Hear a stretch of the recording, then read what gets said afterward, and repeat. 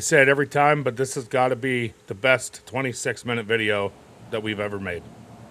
I love it. I love that Not intro, minutes. man. Look, I know you're used to telling the chicks that it's 26 minutes. Oh, It was only God. 26 seconds. Oh, you know what I meant. I love how he pops on just to say that, and then it's like, "See you guys." Yeah. Oh, he does his thing. You'll see. He loves his moments, I call them, of glory.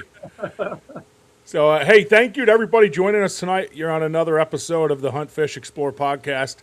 And I've been back and forth for, months? I always comment on your stuff, just waiting for the moment you say, I'm in. So he finally commented back. We have it set up. And I thought he'd be scheduled out farther. We got him in, within a few weeks. So it's pretty cool. So tonight joining me is Austin Reinhold from Just One Outdoors, and I'm ecstatic to have him. So I think it's great. He shoots a lot of videos. He's very Christian based, which is huge for me. I always think that's tremendous that somehow God always gets us these guys that believe in the same things we do, and I think that's just a big part of what we do. So, Austin, I'm gonna let you introduce yourself and tell everybody a little bit about yourself. Man, first of all, I have to say, great job on the pronunciation of my last name. Most people, for some reason, don't get it right. You nailed it, but yeah. Thank you. I'm Austin Reinhold. I, along with my wife and some of my buddies, we operate and run Just One Outdoors, and it's I hate the word, but we're content creators, we're influencers, doing the whole Instagram, Facebook, social media thing, and then on the flip side, we also have a YouTube channel where we post our hunts as much as we can. Sometimes you go out with a camera and you record your hunt, and there's just nothing that happens. And that, we try to still capture that because we don't want to just show the highs. We want to show the lows where you go out for 3 days straight and see maybe one squirrel and you're just like, what is happening? But all that leads to the moment of, when that deer walks in or whatever it is you're hunting comes in and you get to shoot it and get to celebrate it, and one thing we do on our social media and just throughout our stuff is we like the community side of hunting, and we like to show our wives involved and our families involved. One of the guys just had his first kid, and it's the first one anyone in the group has had. So we're kind of walking into a season with some parents now, and it's been a journey. It's been fun, and I don't know where this podcast is going to go, but excited to be on, and thankful that you guys are having me on it. Like you said, it took a while. And I'm blaming Facebook on that because I saw your first comment and I looked at it. Like I got a notification, I clicked on it, and it took me to Facebook, and there was no comment there. And I clicked around, I was like, you know how you can click like newest comments or all comments, and I'm like, where'd that comment go? I saw something about like, hey, email or something like that, and I was like, okay. So then it happened, I think, a second time, and I did the same thing, and I'm like, what is happening? So finally, the third time, I took a screenshot, and I think I was able to see enough of your email to like get your email and send you an email, but it was like, what is happening here? Listen, I'm just grateful it worked out, man. I'm just so grateful. One thing I see a lot on your videos is fun, and I'm a fun guy. I see some of your videos and I'm laughing because the vacuum video and and dude, I'm laughing because that's what this is about. A lot of people I think get caught up in. I'm not saying it's not about the hunt, the thrill, because it is that. We love to do that, right? That's why we do this. But I just love watching some of your stuff, man, because it's real, and I'm about real.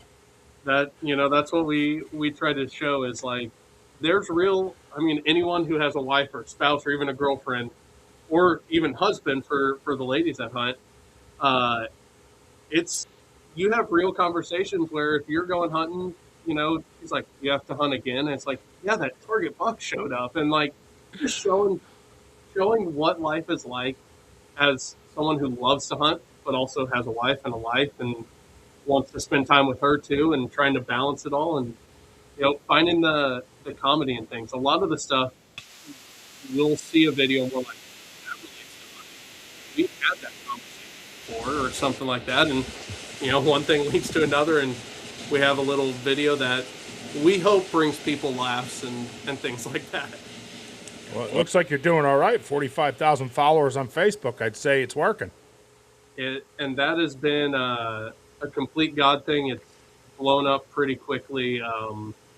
We've been doing this for a while, but heading into elk season last year, early September, we crossed 10,000 on both Facebook and Instagram. And from there, we've just had insane growth and got to meet more and more people, including you guys who, people that I'd probably never run into in my day-to-day life. So it's a true blessing. Well, I think God has a lot to do with all this green earth we have and all the stuff we get to enjoy. So I'm glad you brought him up. So here's what I'm going to ask you. How do you feel God impacts your hunting? Oh, man.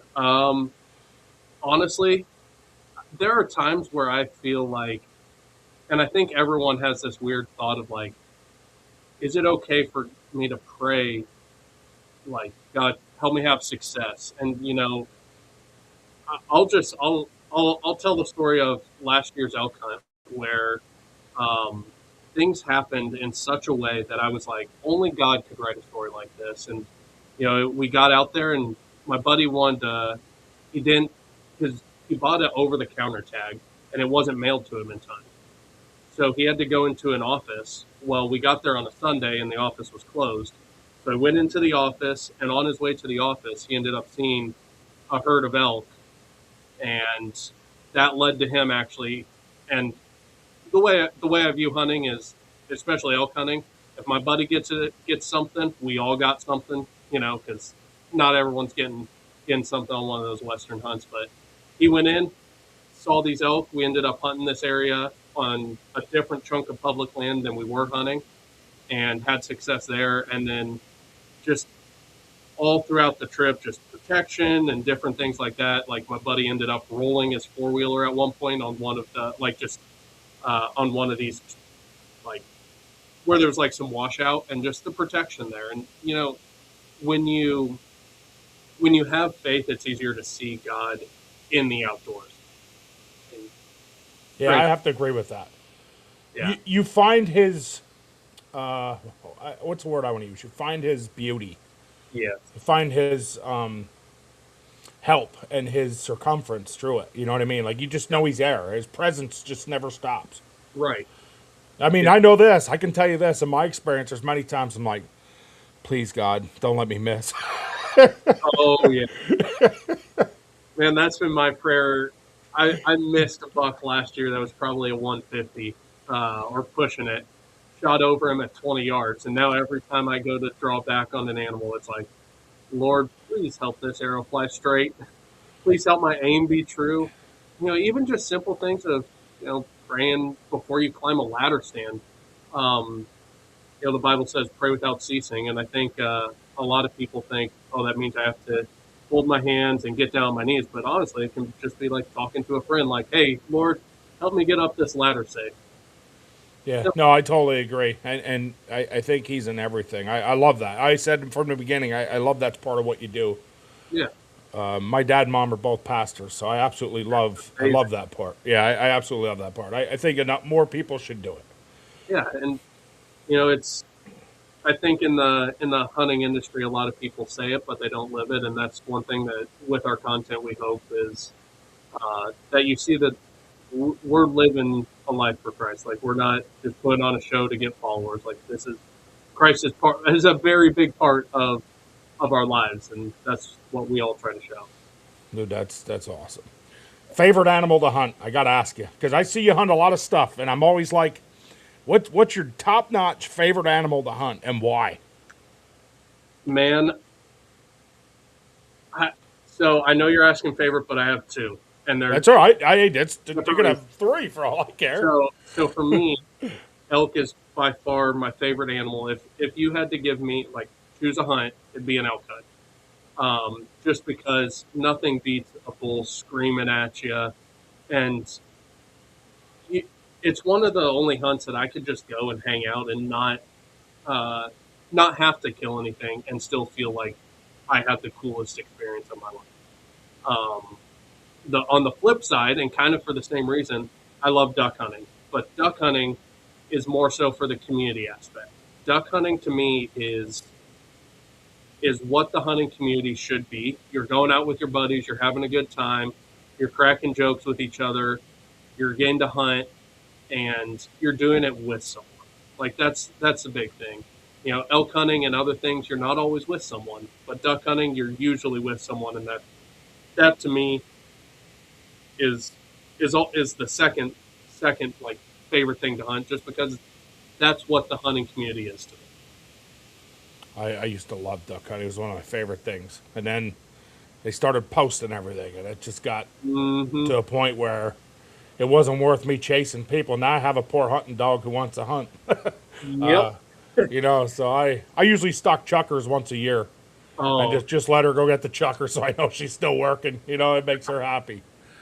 that's a hunter I've never done. That would be a fun one. Honestly, just any bird hunt, watching a dog work is so cool.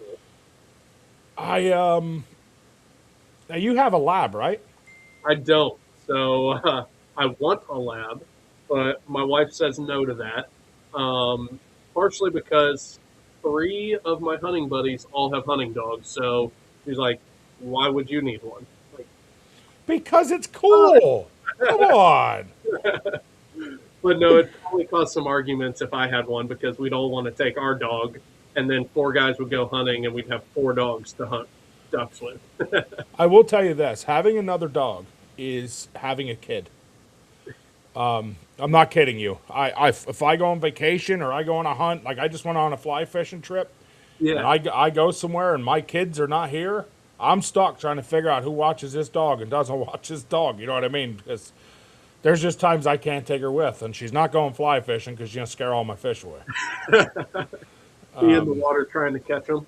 Oh, dude, she'll try to get the fly. She thinks you're playing with her, everything you do. She's spoiled rotten. I love it. Oh yeah, she's spoiled rotten. But I'll tell you what, we hunted chuckers with her. I had a buddy of mine say, "Hey, we want to hunt chuckers with your dog. We heard you have a good dog." We stalked 26 chuckers. She caught 20 that we didn't even shoot. That's a good dog right there. No, I was mad. That's saving you money. That's saving you money. I wanted to shoot. I was mad.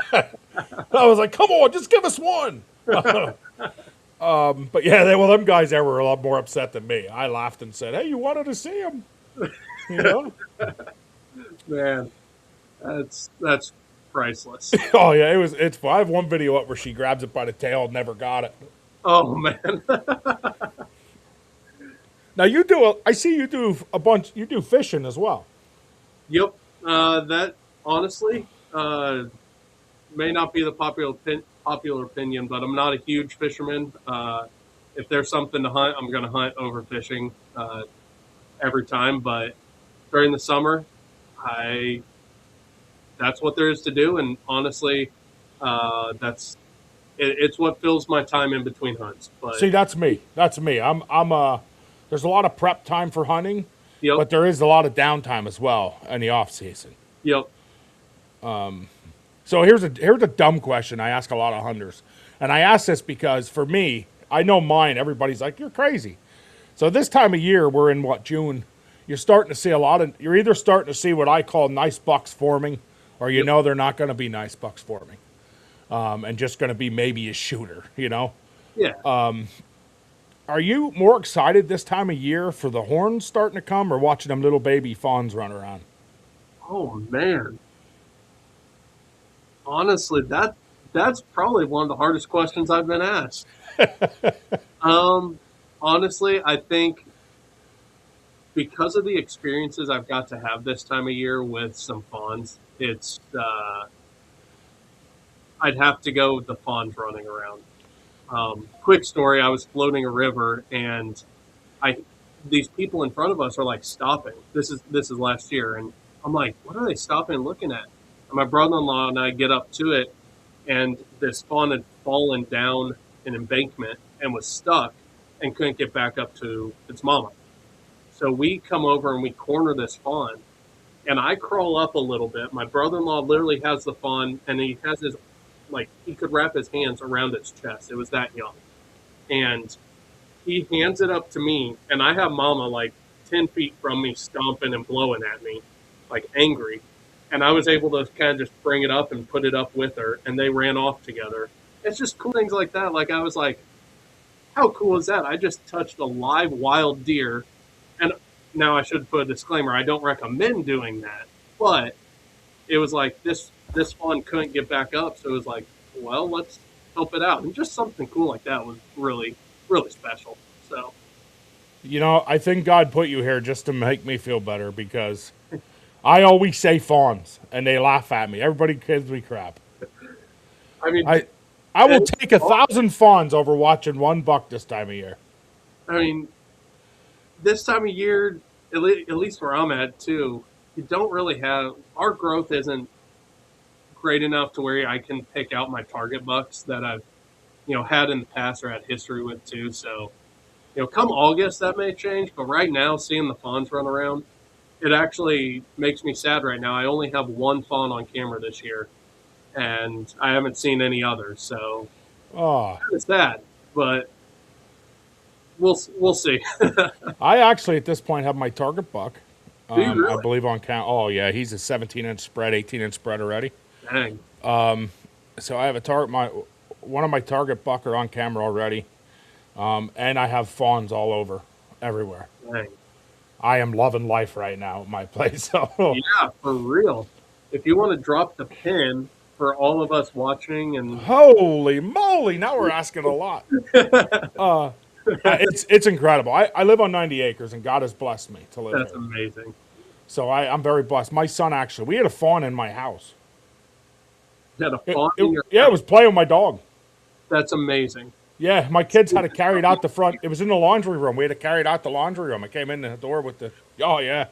That's amazing. Yeah. You're like, my dream is like, you see those videos of people like finding a fawn that's like been abandoned. Which, one, I don't know how they know it's been abandoned, but they claim it's been abandoned, and then they take it in and it grows up with their dog.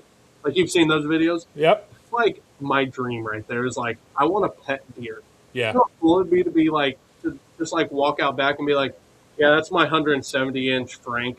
He's been around a while. I said when this one came to my house, I said, well, I took it out, and I said, God, I hope the mom comes for this thing. The dog was licking it, jumping on it. We carried it outside. And I said, man, I hope the mom comes for this thing. I said, if not, I guess we're going to have to take care of it and be one of them people who paint, do not shoot my deer on the side. But, yeah, big orange letters. I don't know. I just love it. This year we've had a lot of fawn experiences, and I'm blessed. I said, I don't know if I can kill a deer this year. yeah, it does make it harder. I will say, as you get older, I think it gets harder to kill them. I mean, I just like watching them, you know? Even in a tree stand. I will say this. If I'm and I can't speak for you, so I'd love to hear your thought on this, but when I'm in a tree stand and I hear that twig break, it's like everything changes. I go from, man, I don't know if I could kill that, to, God, I hope he comes with it. It's very hard. Is it like that for you? You hear the twig break and you're like, I bet I could get two with one arrow. Yeah. I bet I could. You go from not wanting to I can kill two. Yeah, I agree with you on that. It's amazing how it changes when you're sitting there and you're all pumped and excited.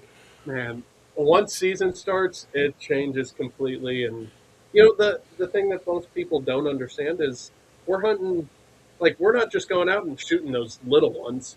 We're taking the mature ones, or most of us are, or the more mature ones. Some people aren't taking the 7-8-year-old or whatever deer. Like, I haven't even killed a deer that old, but like, we're not killing the ones with spots. I do have a buddy that does do that occasionally, but that's a different story. I'm sure he has his reason. The meat's more tender. I have an old guy I hunted with said the same thing. He says, I kill one doe, and it's a yearling every year, he said. Meat's more tender. I mean, it's really hard to argue with that, but... Well, my argument always is, how do you know it's a doe? That's fair. That's always my argument when I argue with people. I always say, well, how do you know it's a doe if it's a yearling? Because in a year, 9 out of 10, you're not even going to have a clue. Exactly. Yeah. You know, Yeah. but My buddy ran into that a couple years ago. it happens. I mean, I understand it as much as I don't understand it, so I guess it's hard to it's hard to go, you know. Right. Now you're out in and I apologize, I forget this, but what state are you in? We're Missouri. Missouri. So do you have special regs out there? Are you allowed to bait? We're not allowed to bait, I and didn't think so. our CWD regulations are pretty intense. So I'm not even allowed to like supplemental feed my deer or do any of that in 3 of the 4 counties I hunt. There's one county where, as of right now, as of today, I'm able to, but that could change in the future. So even in the off season. Even in the off season. So I have my own beliefs on it, but I'm also one that I'm not going to break the law. Yeah, I'm the same way. I mean, I have my own feelings. So let me just ask you, because you know it's who I am, and I'm one thing I am. I'm not a guy with shame. I got none. Anybody that knows me will tell you it does not matter to me what people think. I've never been that guy. So do you believe in the CWD case? Okay, do you believe if they eat off a corn pile or a corn cob that it changes anything? I honestly, deer are social animals. It's going to spread regardless, and to be honest, I don't know if it's even as big of a deal as we've made it out to be. Um, I haven't seen it. I have not seen. I actually have to correct myself. I was just in Yellowstone, and I saw an elk, and it was the first time I ever had thought that looks like an animal with CWD. So it could change. This elk was just like running in circles, being really weird. It could have been me too. And I actually took video of it. I can send it to you after. But Missouri especially has made a very big deal about it, and for me personally, my thinking is if I'm able to supplemental feed and get my deer proper nutrition, that can help them combat things like EHD or CWD or things like that, and help them be like a healthy herd is going to withstand diseases and whatever that is better than a herd that is malnourished. I feel That's the just same way. kind of just like humans, but um, you know, it's the world we live in. I think I'm not saying CWD isn't real, but I think it is real. But I think it could be a little bit blown up and blown out proportion. But again, my personal thoughts. Yeah, I know. I always say if you believe in God, you can't judge. So, you know, he always says he's the judge. So at the end of the day, it's you can have your own opinion, but Yeah, judging somebody else for theirs doesn't. I don't think it helps the hunting community either. no, You know, it just causes us more grease and hatred amongst us, and I don't think there's any of that needed. we need more unity than anything, especially with attacks that are coming against the hunting community, and it seems like from every side we need to be together. Whether you're using crossbows, whether you're using traditional bows, whether you believe in CWD, whether you don't, I think the hunting community needs to be together and united, because if we're not careful, we might lose some hunting opportunities. Dude, I'm telling you, it's like we share the same brain waves, because I was literally just going to ask you, talking about that, how you felt about crossbows and compounds. Are you one of the guys that are, and you already answered it. I love it. Yeah, honestly, if it's legal, I don't have a problem with it. I think here's where I draw. Here's like my line in the sand is bow hunting is bow hunting, crossbow hunting is crossbow hunting. I think there's a difference between them. But if it's legal, if it were legal for me to bait, I'd throw out bait. You know, Right. if it's legal in your state, in your area, It's Go. legal to do it, and you choose the way you choose to do it. You might choose to bow. Like, I shoot both. There's days if I take my son, I take the crossbow because it's so much easier with him with. and I'm not going to judge someone. And even if someone comes up and is like, "Oh yeah, I'm a bow hunter," and they're like, "Oh, I use a crossbow," I'm not going to be like, "Sir, excuse me." Like, what's that going to help? Like, Did you see the new Traditions gun out that it shoots arrows? Tell me you've seen it. I've seen it. I I actually, told my buddy I'm buying one for bow season. He was so mad. honestly, if it's legal, those things are crazy. He said to me, he said, you'd be the first one to buy one of them. I said, well, if it's legal, I might. And If he's it's like, legal. I hate you. He's like, how do you call yourself a bow hunter using a gun? That one would be hard to defend a little bit. It would be, yeah. But how cool would that be to like snipe a deer with an arrow gun? Oh, I always say, it shoots an arrow. Yeah. Doesn't shoot a bolt. I said, you keep crying we use bolts and not arrows. It shoots an arrow. He's one of them that are very controversial with it. So, man, I use every moment to bust his chops I can when they make some. Yeah, for me, I'm just like, I use a bow. I have a crossbow. I use it more so for taking kids and buddies who have never been out.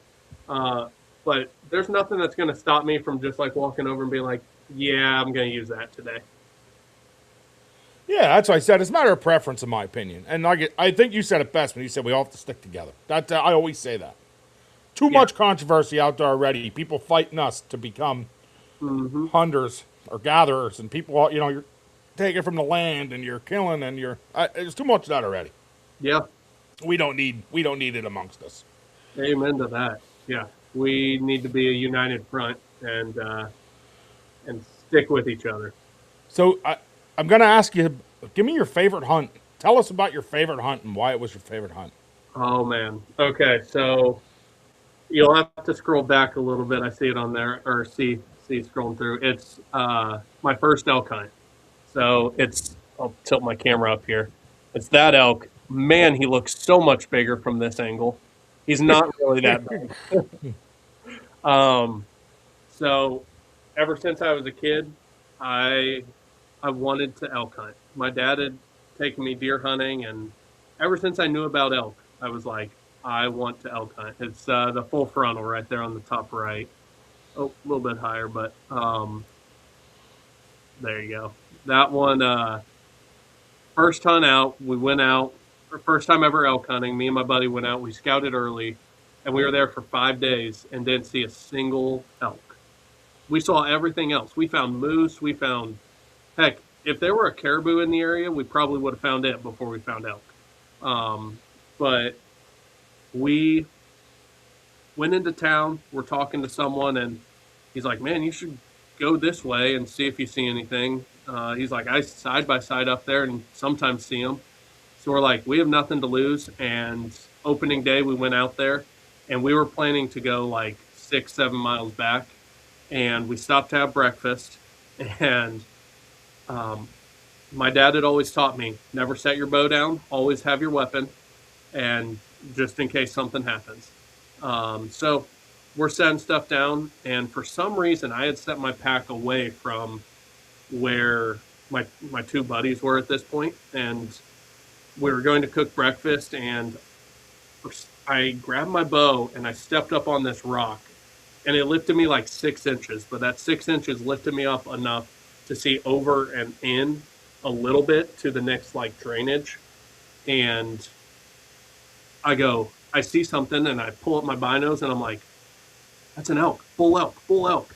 And my buddy starts calling. He rips one bugle and then just cow calls a couple times. And these elk come on a line straight to us. And the front one, when you watch the video, there's two. The front one was the bigger, and it's the one I ended up shooting, but he got to 45. And he was broadside at 45. And I remember thinking in my head, dude, you're going to have to settle down if you want to make this shot, because my whole riser of my bow was just shaking back and forth. Like the adrenaline was just flowing. So I drew back, and it was a chilly morning. I had my puffy on. I shot, hit my puffy, and I think I shot in front of him. And this elk turns and runs, and my buddy cow calls, and I'm like, I can't believe I just missed my opportunity at an elk. Well, he turns it, he gets it to turn and look. It never saw us, and it heard the cow, and he stopped it, and it ends up turning and looking. It's a frontal shot, and I'm like, how far? How far? How far? I had an HHA Tetra Rise, I think is what it was, and I adjusted, and my buddy's like 80 yards. I adjust to 80, and then my other buddy actually gets the rangefinder and goes 82. Put on 82, and this is again like another place where it was all God. Like I I had been training out to 100 yards, so I was confident to 100 yards. Did I want to take a shot at 100 yards? No, but I knew I could. And he said 80, and before I even could like process it, I was full draw. And as soon as I released the arrow, I knew the arrow was on its mark. Like everything felt clean. Ended up hitting him frontal, and as the arrow hit, he and dips and turns, and blood just shoots out, and he died 30 yards from where I shot him. And like I lost my mind. Like I look over, I remember just like I was hyperventilating, I was crying, because it was my dream hunt. And opening day, 15 minutes into opening day, I had got my bull, and I remember turning, and we've all seen, like deer do it, where they're on all fours and they kind of do that little wobble and then start to go down.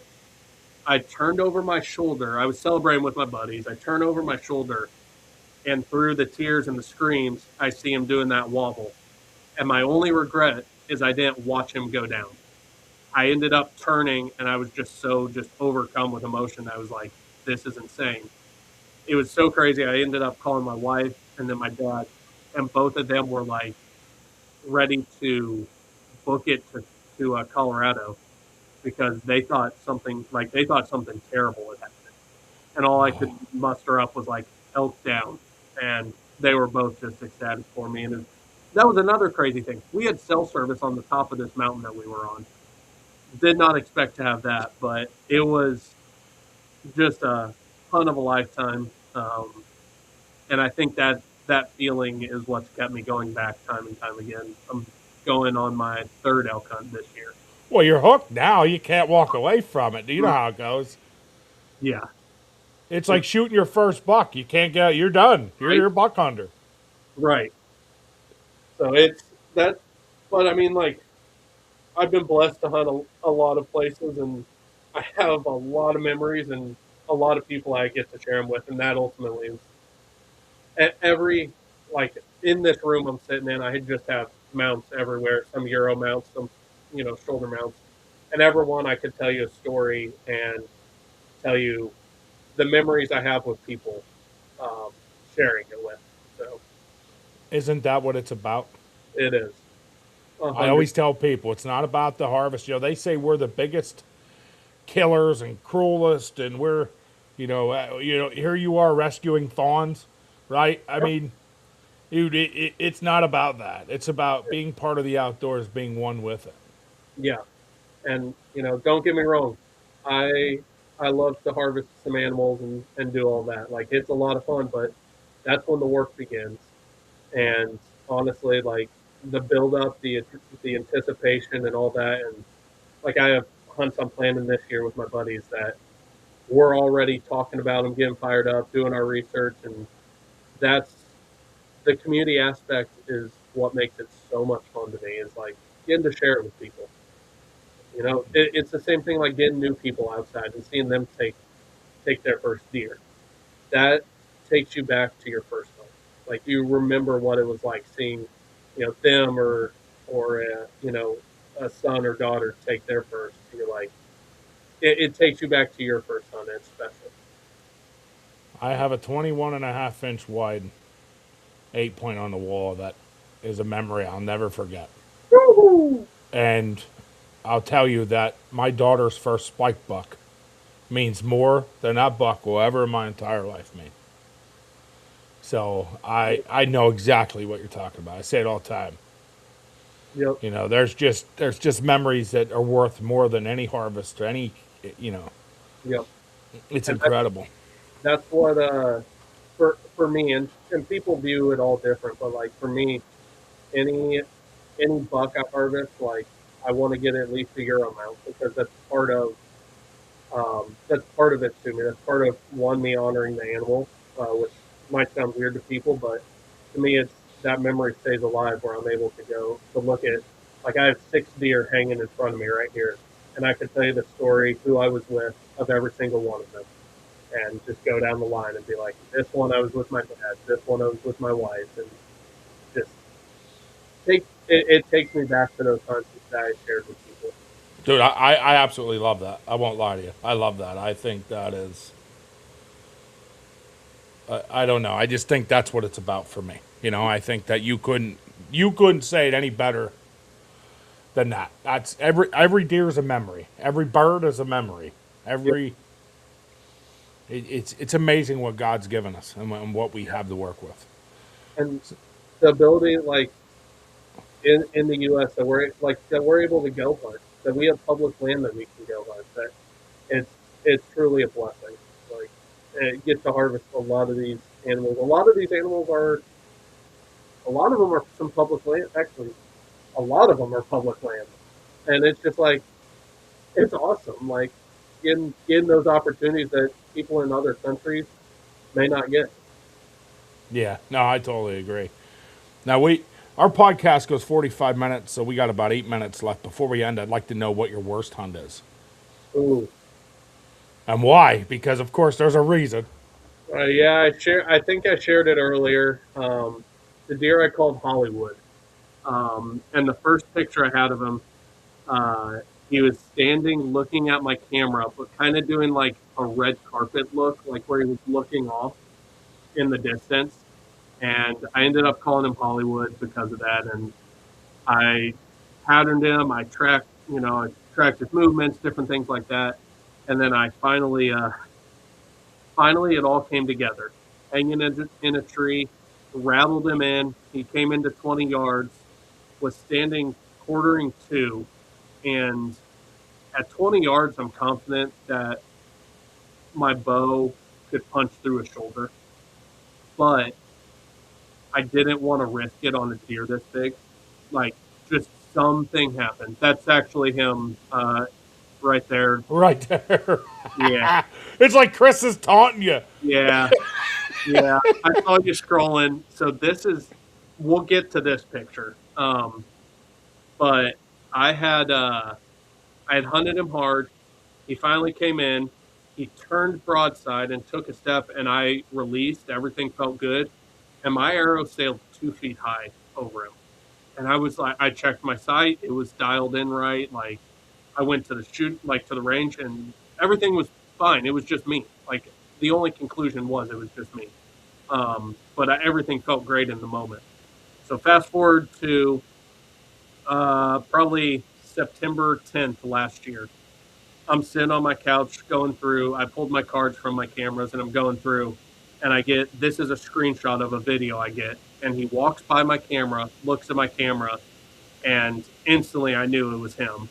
Just the height, the width, and I was like, sweet, he's here, he's still alive. Because I didn't get pictures after the rut, so I didn't know if he made it through rifle and things like that. But got that picture and was like, okay, he's here. Well, I waited. I passed bucks that I probably should have shot early season, all hoping. I knew where he rutted. I knew if I could make it to the rut, I could kill him. And our rut roughly is like Halloween time. So Yep, same here. So I'm closing in October 15th. I'm like, sweet, it's time to start hunting this deer. So I start hunting him hard, have a lot of close encounters with other bucks and different things like that. None that I wanted to shoot because I was after him.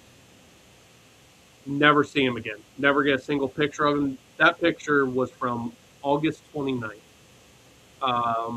Never got a single picture of him again.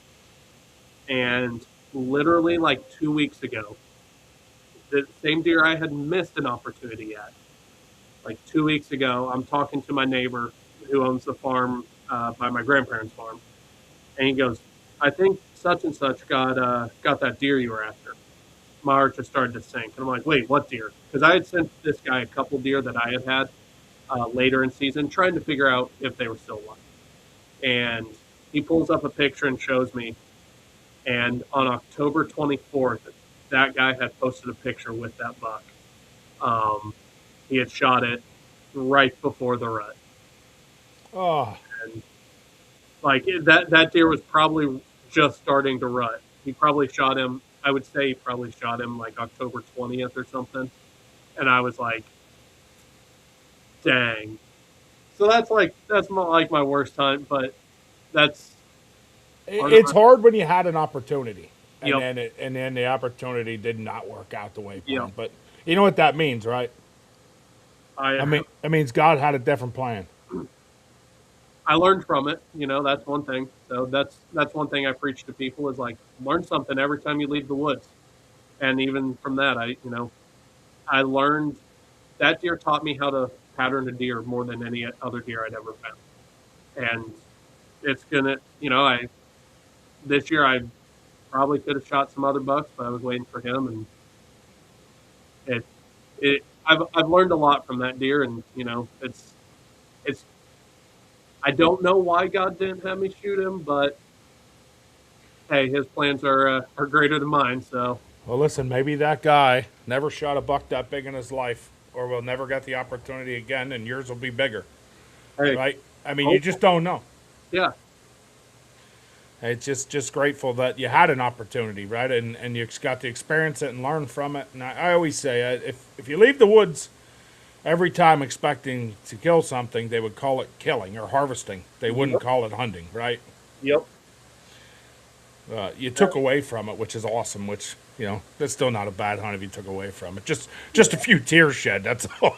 Yeah, it was pretty painful. I was pretty upset with myself, but hey, you live and you learn, and I'm not going to get caught up on that. I'm going to learn from it and become a better hunter and try to chase a bigger deer. So, 2002, I shot the biggest buck of my life. I watched him run 100 yards and fall over. Went back and he was gone. Never found him. oh man, He had probably a 24-inch spread. Jeez. I had 7 buck back to back walk by me. Oh my I god. had pick of the litter and he was the back buck. Oh, Yeah, I hit him right where I was shooting. You know what happened? And I hate saying this on public, but again, I am who I am. I use these new broadheads. Everybody told me were so good, and I will never in my life use this broadhead again. I know it didn't deploy. I know it didn't because I hit right where I was aiming. And it was a wasp broadhead, and I will never use a wasp broadhead again. yep. Them O-rings on them rubber bands on them broadheads are like so thick, and I was against them. I kept saying, no, I'm telling you, these are great. And that was it. I never again used one. Yeah.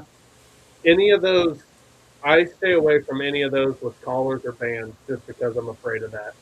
I shoot a Grim Reaper Carney 4. That's what I shot the elk with and what I've shot everything else with, and uh, I've never had an issue with them. They're my favorite broadhead. They're my go-to. But yeah, I've heard some horror stories of those, and some others that they would I'm not an, be too happy. I'm an interlock fan, so we've been using interlock carnages. I've been having real Yeah, good success with them, so that's right on. we did hit right around our mark. But before we go, I always ask this to everybody that's joined us because I always want to see someone else get involved in the outdoors.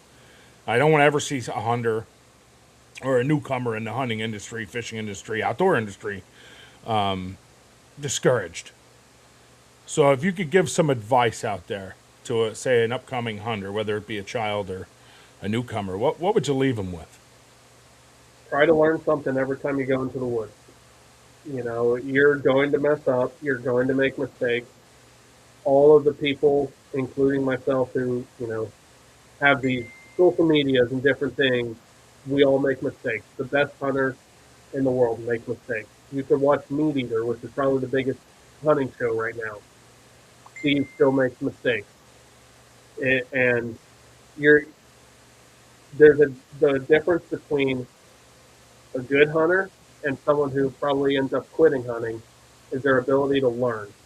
And if you go into the woods with that attitude of, hey, I know I'm going to make mistakes.